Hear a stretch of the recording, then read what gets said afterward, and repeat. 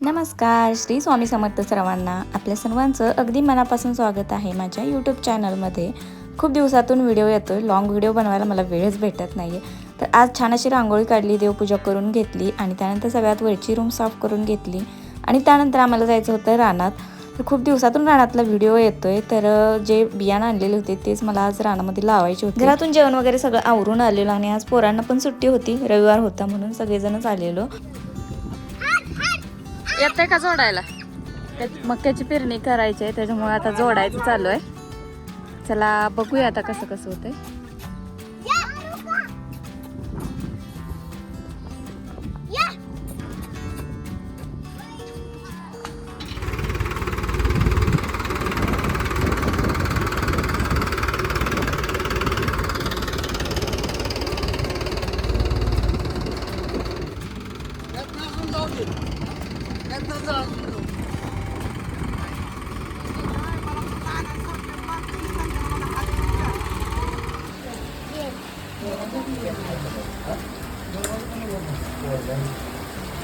आणि झालं असं बघा, ऊन असल्यामुळे म्हणलं आता आज लावून घ्यायचे बियाणं.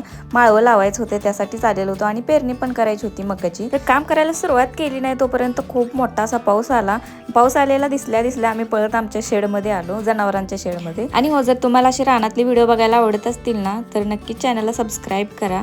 आणि ज्यावेळेस मी रानामध्ये जाईन त्यावेळेस रानातले व्हिडिओ तुमच्यासोबत शेअर करेन. तर बदकं, कोंबड्याची पिल्ली, त्यानंतर मांजराची पिल्ली, कुत्र्याची पिल्ली, सगळेजणच मस्त पावसाचा आनंद घेत होती. पाऊस बंद झाल्या आम्ही पटकन घरी आलो. घरी आल्यानंतर वरती आलेलो होतो, म्हटलं तुम्हाला व्ह्यू दाखवावा आमच्या घराच्या वरून.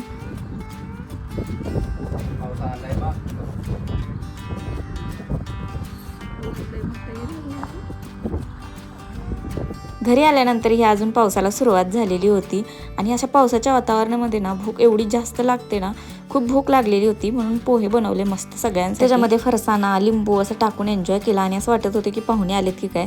अशा प्लेटा मी सगळ्यांसाठी भरून ठेवलेल्या होत्या.